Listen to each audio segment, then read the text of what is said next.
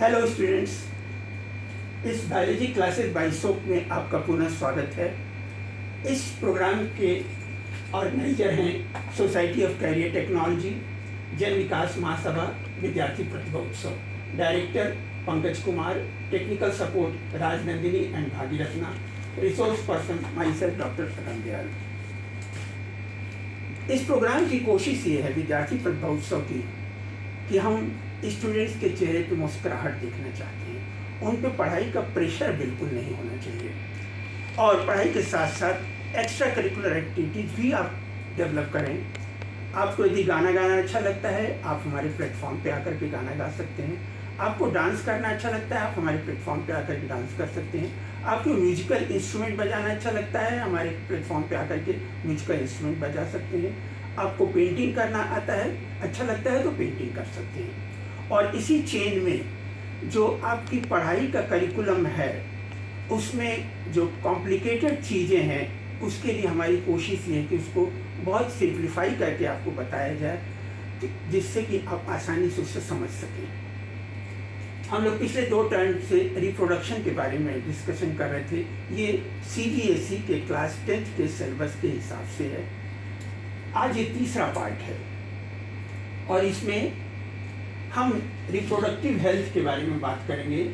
ये आपकी जो NCERT की किताब है उसके पेज 124 और 125 पे डिस्क्राइब्ड है, लेकिन उसमें डायग्राम नहीं है। हम उसे आपको सिंप्लीफाई करके बताने जा रहे हैं।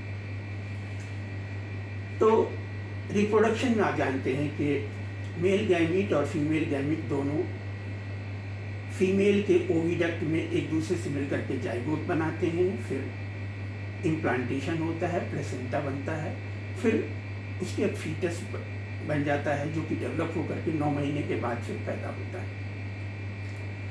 लेकिन इसमें कभी कभी हम ये चाहते हैं कि नहीं, वो बच्चा ना डेवलप हो, तो उसके लिए फिर क्या है, कई सिस्टम्स हैं और उन सिस्टम्स को फिर रिप्रोडक्टिव हेल्थ कहते हैं। सबसे पहली बात तो ये कि रिप्रोडक्टिव एक्ट परफॉर्म करने में चूँकि दोनों के रिप्रोडक्टिव ऑर्गन्स एनवायरनमेंट में एक्सपोज रहते हैं, तो बहुत तरीके के बैक्टीरियल, वायरल या प्रोटोजुअल इन्फेक्शंस हो सकते हैं जो कि एक पार्टनर से दूसरे में ट्रांसफ़र हो सकते हैं, जिसे सेक्सुअली ट्रांसमिटेड डिजीजेस कहते हैं और इसे हमें बचना है।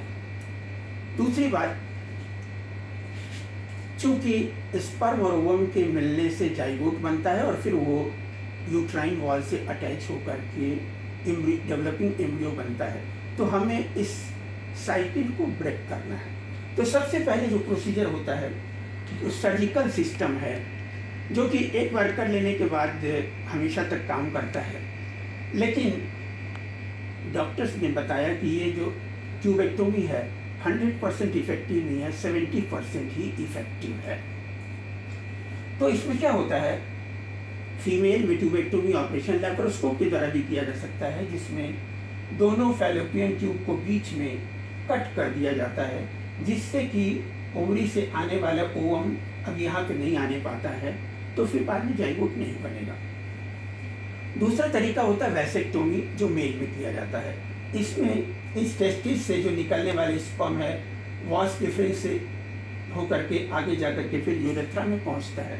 तो ऑपरेशन के द्वारा यहाँ पर कट लगा देते हैं, तो ये यहाँ के बाद आगे नहीं जा पाता है, इसे वैसेक्टोमी कहते हैं। एक और प्रोसीजर है जो बहुत कॉमन है और एक बार में एक साथ 3 साल तक काम कर सकता है, जिसे कहते हैं IUD या IUCD, इंट्रा यूट्राइन डिवाइसेस या इंट्रा यूट्राइन कंट्रासेप्टिव डिवाइसेस। इनमें 2 तरह की चीज़ें हैं।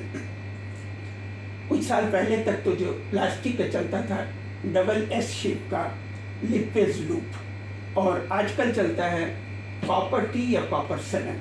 तो ये जो कॉपर T या कॉपर 7 या लिपेज लूप, ट्रेंड डॉक्टर इसे फीमेल के यूट्राइन कैविटी के अंदर प्लांट कर देते हैं। ये यहाँ के यूट्राइन एनवायरनमेंट को डिस्टर्ब करता है, जिससे कि फिर प्रेगनेंसी नहीं हो पाती है और ये लगभग 3 साल तक काम करता है, उसके बाद इसे हटा दिया जाता है। तीसरा तरीका ये है कि आजकल पिल्स बहुत पॉपुलर हैं, और ये पिल्स लेकिन फीमेल को रोज़ लेने पड़ते हैं।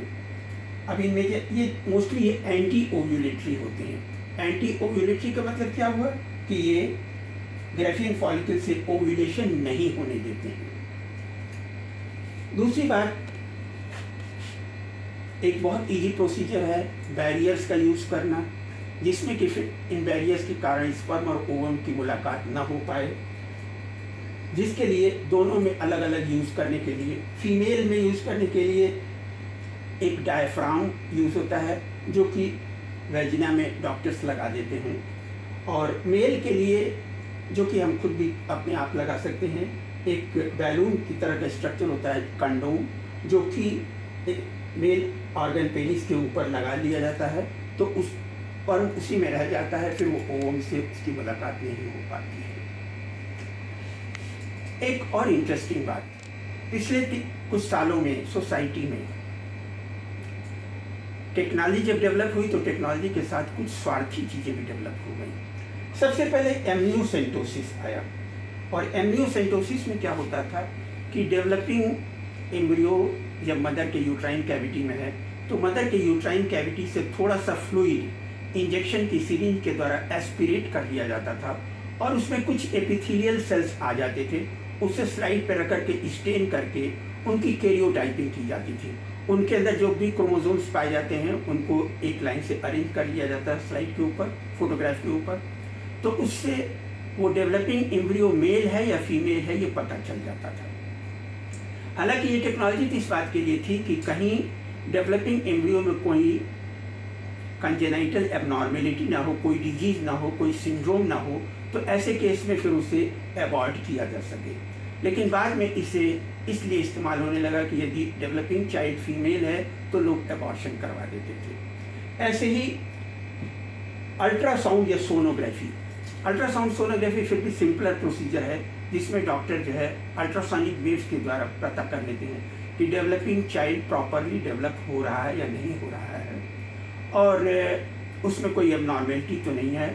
उसमें भी यदि 3 महीने के बाद पता चल जाता है कि वो डेवलपिंग चाइल्ड मेल है या फीमेल है, तो कई लोग जो है यदि फीमेल चाइल्ड है तो अबॉर्शन करवा देते थे। ये बहुत दुर्भाग्यपूर्ण है, और हालांकि अब ये दोनों ही टेक्नोलॉजी अब बैन हो गई हैं कि एम्ब्रियोनिक कंडीशन में मेल फीमेल सेक्स डिटर्मिनेशन कराना डॉक्टर के लिए भी पनिशेबल है और पेशेंट के लिए भी पनिशेबल है।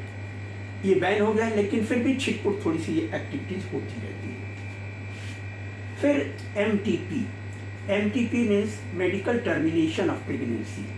इसमें भी वही बात है कि यदि डेवलपिंग चाइल्ड में कुछ एबनॉर्मेलिटी है या उसके कारण जो है मदर के हेल्थ को कोई चैलेंज है, कोई प्रॉब्लम है, तो ऐसे विशेष परिस्थिति में डॉक्टर्स ऑपरेशन करके एम्ब्रियो को बाहर निकाल सकते हैं, जिसको एमटीपी या मेडिकल टर्मिनेशन ऑफ प्रेगनेंसी कहते हैं।